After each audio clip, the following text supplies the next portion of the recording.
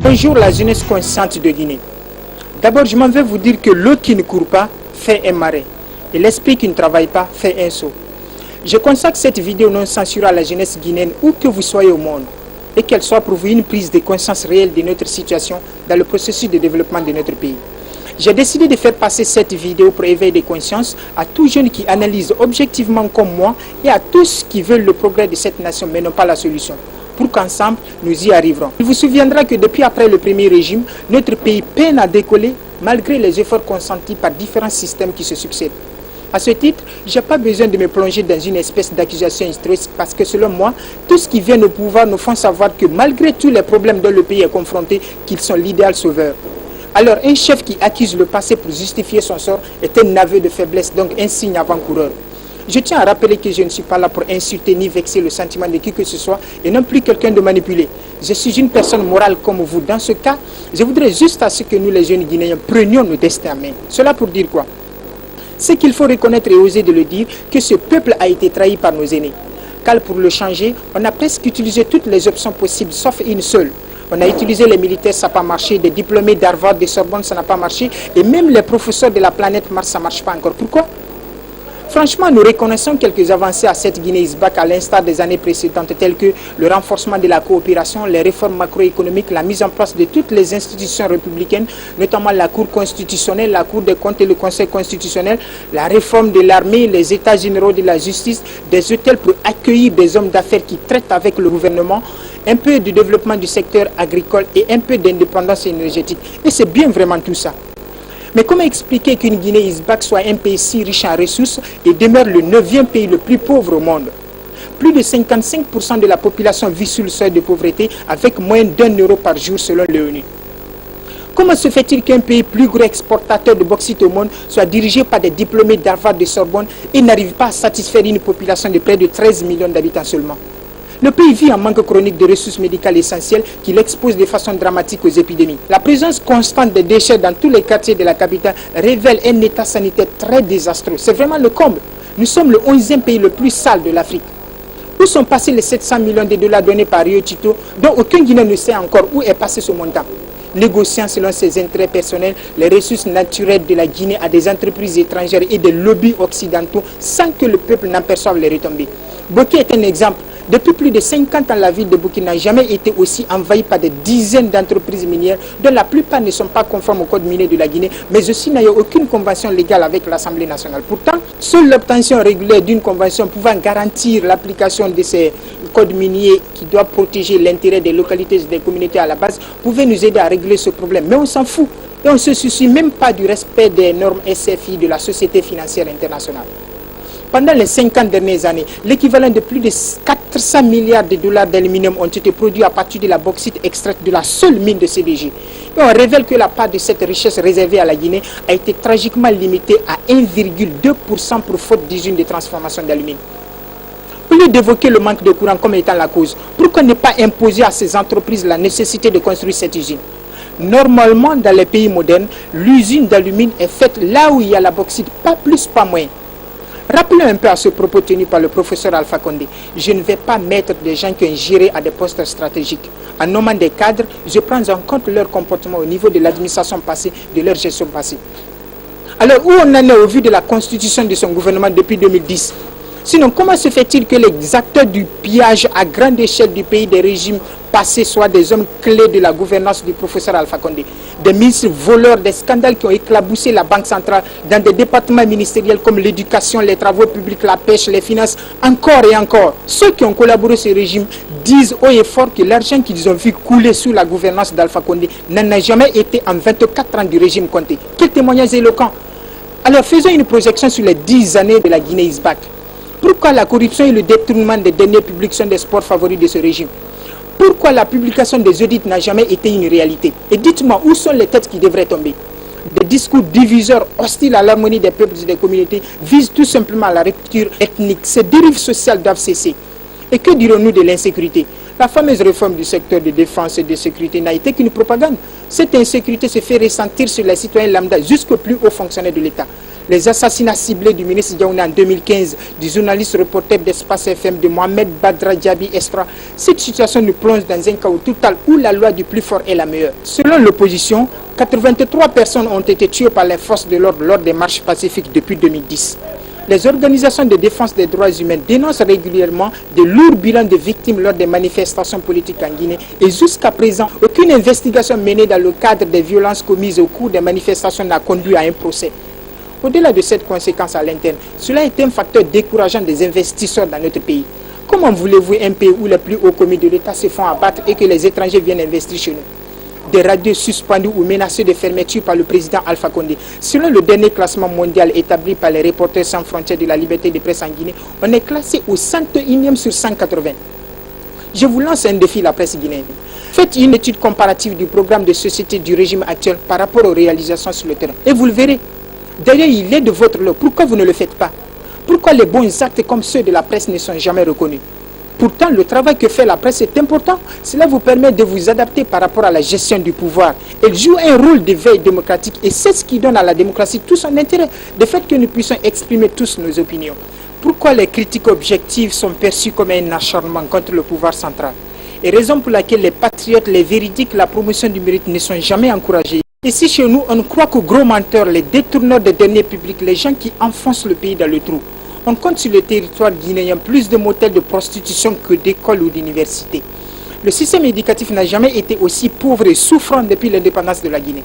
On perçoit également un taux record d'accidents routiers qui relève de l'état catastrophique des routes, chose qui est à la charge de l'État qui exploite les ressources naturelles du pays. Pourtant, ce diplômé de l'Université française de la Sorbonne était pressenti par le peuple comme un président démocrate censé être notre solution. Mais moi, ce qui me cœur encore de plus, c'est que si on n'a pas la solution pour ce pays, cessez au moins de nous faire des promesses. J'ai fait un tour sur le www.lahidi.org, la plateforme de suivi et d'évaluation des promesses du président de la République et son gouvernement, mise en ligne en juillet 2016 sur la base du programme de gouvernance 2015-2020 et la déclaration des politiques générales du Premier ministre Mamadi Yula. Ce projet citoyen a identifié plus de 400 promesses faites aux Guinéens, catégorisées selon les secteurs clés de l'État. Et cela pourquoi? Regardons ensuite certaines erreurs de communication institutionnelle par le bureau de presse de la présidence parlant du bilan du professeur Alpha Condé en 2016, comme celui du 2017 n'est pas d'abord officiel. Et c'est là, vous verrez que le lavage de cerveau médiatique fonctionne.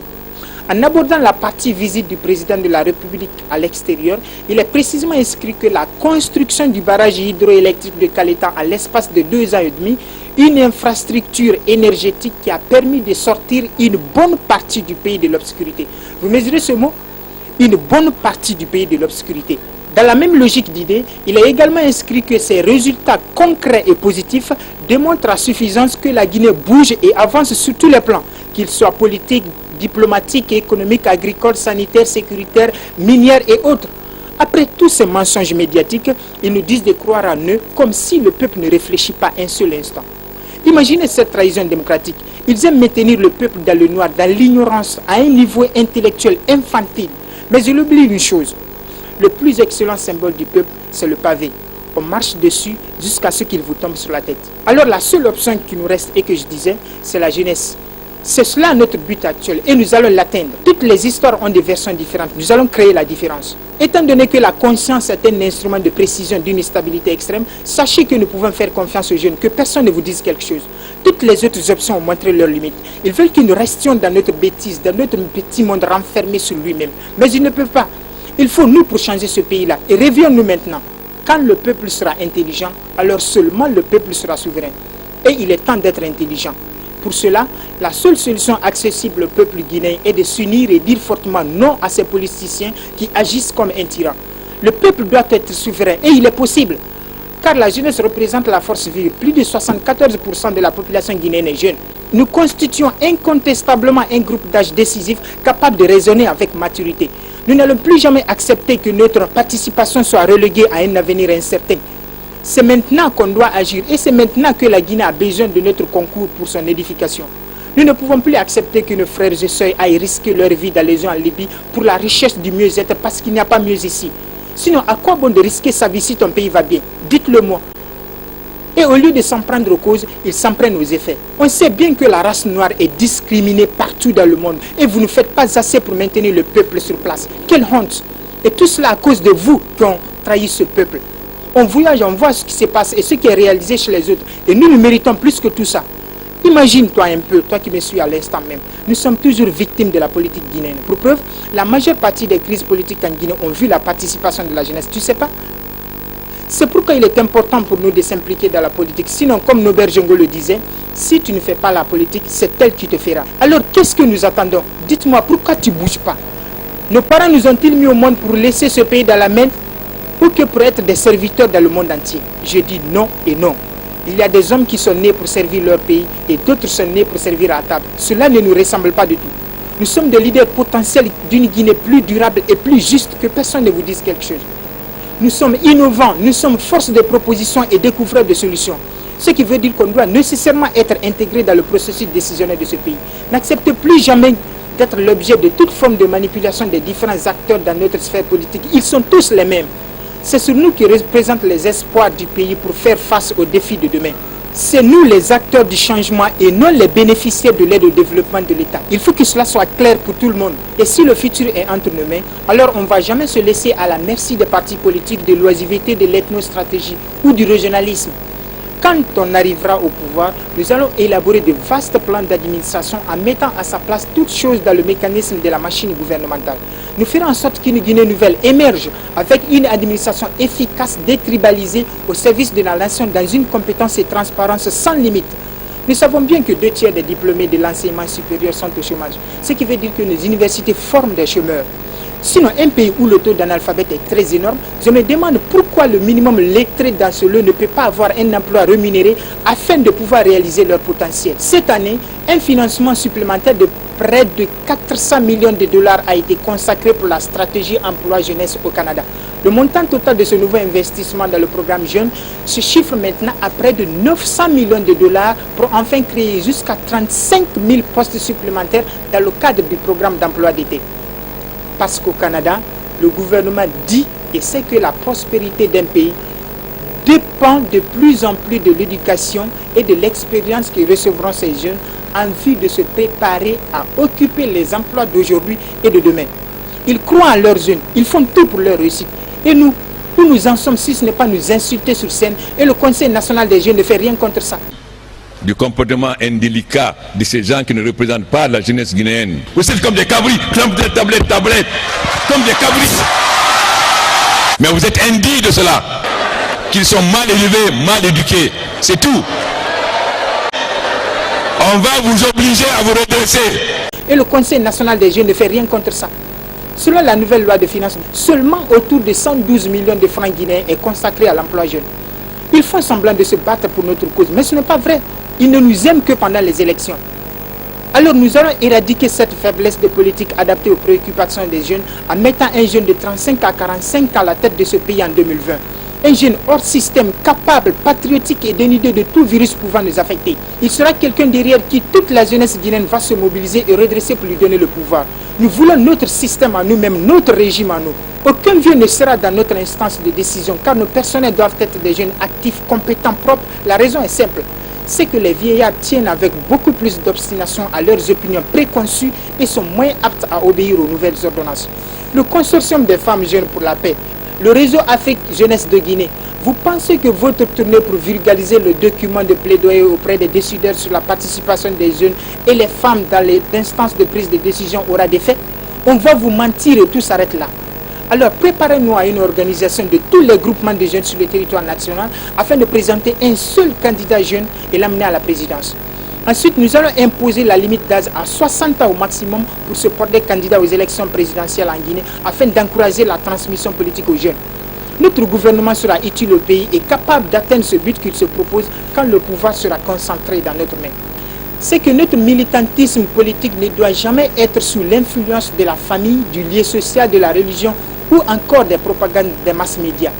Il nous faut avoir une culture politique nous permettant de faire la différence des choses et de pouvoir participer dignement à l'avenir politique de notre pays. Ensuite, regardez le programme de développement de chaque candidat. Exigez aux candidats à ce qu'ils vous donnent leur projet et lisez très bien s'il est capable de le réaliser ou pas. Et après, vous faites une enquête de moralité à leur niveau pour ne pas responsabiliser un opportuniste pour votre localité. Si cela est fait, il ne restera qu'à unir nos efforts pour amener un de nous à la présidence au moment venu. Pour finir, ayons une fois encore la prise de conscience et réfléchissons un peu la jeunesse consciente de Guinée. Il faut que nous défendions remarquablement les intérêts de la Guinée en imposant des transferts de technologies pendant notre règne, comme l'a fait la Chine au XXe siècle en 1949. Grâce à ces très efforts d'investissement public passé et présent, elle a atteint un degré d'autonomie tel qu'aujourd'hui, elle est une puissance impérialiste incontestée de second ordre, notamment en Afrique. Mais malheureusement pour nous, eux qui auraient dû être la solution ne l'étaient en rien. C'était plutôt eux le problème à la lumière de la vérité. Je vous rassure que nous allons claquer cette porte d'impossibilité en 2020 et poursuivre le combat pour la libération de l'Afrique. Merci.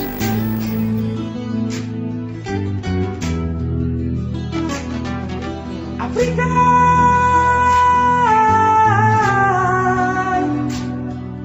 Africa!